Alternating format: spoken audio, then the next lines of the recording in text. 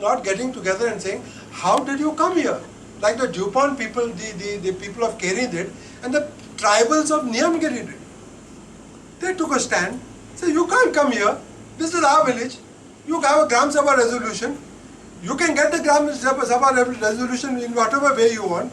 Maybe the Gram Sabha will give you a permission saying half the income will come to the people in the Gram Sabha and half will go to the company. I don't care about what the sharing arrangement is. But nothing can take place in a village, and the resources of a village cannot be plundered by somebody coming from outside because of some figment of a paper that has been given to him by the director of mines, who himself is a thorough corrupt individual who should not even be occupying that position, and who today is actually bartering all your income and giving it to a few people so that they can become richer, so that they can become more powerful, so that they can influence more political leaders and see that democracy doesn't function at all. Which is what happened in the last 8 years. This is the results that we are giving you.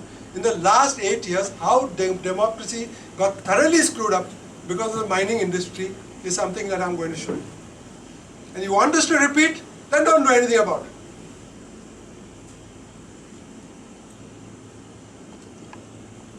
So this is the legal position.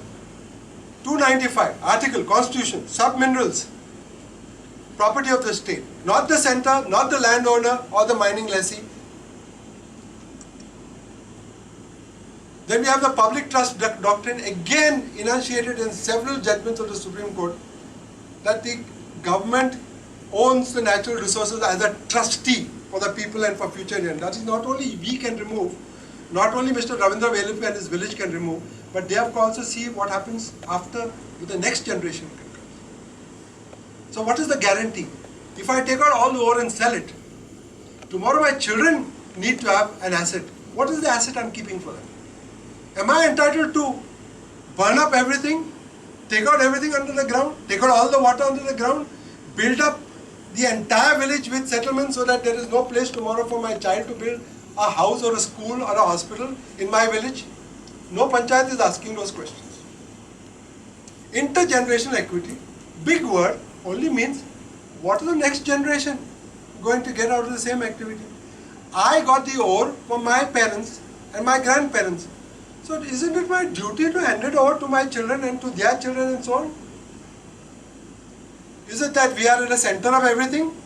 That we can spend what our ancestors gave us and also take from our children and say, no, we are giving you a good education.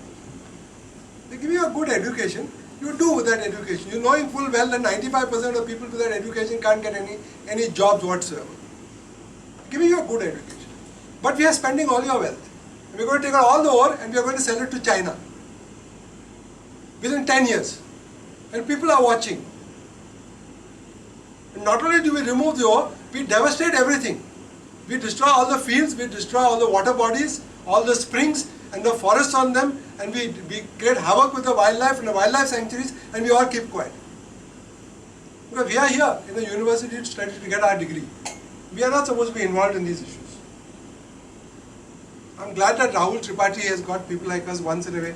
Otherwise, we normally are not welcome here at all, because we raise questions, and then of course we raise questions because I have to keep you awake, and it's after 2:30 and a couple of ice creams, everybody's going to sleep.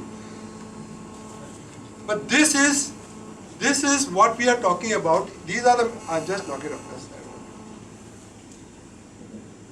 These are the three principles. They belong to the state. The state is the owner on our behalf. The public trust says that anything in the commons has to be used. That's how we got access to Siddhartha Goa beach. They had closed up the beach. We went up to the Supreme Court. Supreme Court said public trust, beaches are belonging to everybody, open up the pathway. Today the pathway is open to Siddhartha Goa beach because of a petition that we filed. People don't concede very easily. And finally, intergenerational equity, how do we ensure that the next generation has? Now, just to give you the comparison, how do you deal with any inheritance? Now, all of you will get some inheritance. Some of you may get nothing. Your father is a drunk and your mother is also a drunk. But some of you may get something, may get some gold, may get a flat, may get something, may get some land, may get some whatever. How do you deal with it? Now take gold. If you inherited gold, what do you have to do? As I said, you have to protect it from theft. So what do? If you want to sell your gold, you convert it to some other durable asset like agricultural land. So you sell the gold at the current market price. You buy the agricultural land using the money, so you converted one asset to another. You have not destroyed your asset, you have just converted from one side to the other. And then you protect the land from theft or degradation, and then you grow crops on it, and with that crop you get an income. So just like with the gold, you don't know what to do